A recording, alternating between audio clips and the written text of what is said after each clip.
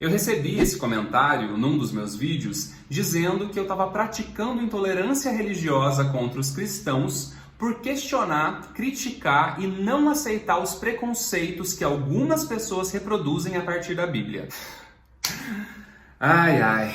E eu fiquei pensando sobre isso porque eu tomo bastante cuidado quando eu estou me referindo diretamente a alguém, ou a algum grupo, ou a algum tema mais delicado. Nesse caso específico, eu cito pastores fanáticos, porque assim eu não estou generalizando todos os pastores. Eu estou falando sobre os pastores fanáticos religiosos que usam da religião para discriminar e que tentam a todo custo impor a sua crença às pessoas e ao Estado como se todo mundo fosse obrigado a crer na mesma coisa que eles. Nós vemos aí um movimento de igrejas mais inclusivas, mais progressistas. Vou até citar o deputado o pastor Henrique Vieira, que deu uma aula de empatia e cidadania durante aquele absurdo do projeto de lei contra o casamento homoafetivo. Então não dá para generalizar, porque não é todo religioso que é preconceituoso. Mas também não dá para passar pano, porque esses grupos de conservadores religiosos cometem crimes diariamente contra a comunidade LGBTQIAPN+,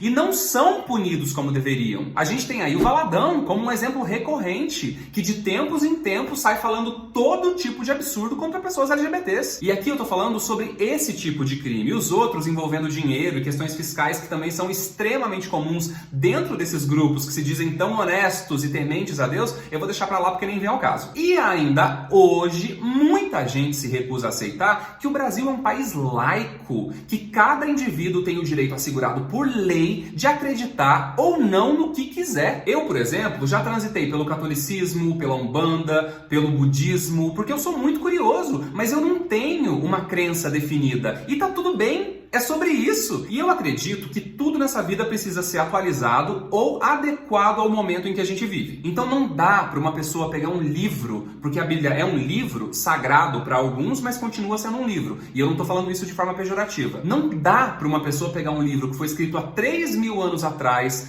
traduzido, modificado diversas vezes conforme interesses políticos e ideológicos, para dizer que ser gay é pecado. Que eu vou pro inferno, que Deus me abomina. Isso é botar em xeque a nossa capacidade intelectual. É me chamar de burro na minha cara. E eu vou contar uma curiosidade aqui. Eu não sou teólogo nem nada, mas tenho bastante interesse nesse tipo de assunto. Alguns estudiosos da área afirmam que os primeiros textos da Bíblia foram escritos pelo menos 30 anos depois da morte de Jesus Cristo. Não foi o próprio Deus que escreveu, não foi o próprio Jesus que escreveu. Foram pessoas que teoricamente tiveram contato direto com ele ou com as histórias que já eram passadas no boca a boca. E mais uma coisa, os textos da Bíblia que a gente vê no formato atual foram criteriosamente selecionados para estarem ali nessa Bíblia oficial. E tudo isso com muitos interesses envolvidos. Interesses econômicos, interesses de poder, interesses de controle, por aí vai. Então quando alguém diz que eu, gay aqui, tô sendo intolerante por não aceitar esse preconceito, por não aceitar esse fanatismo religioso, por não aceitar algumas passagens da Bíblia, como Levítico, por exemplo, que o povo adora usar como argumento,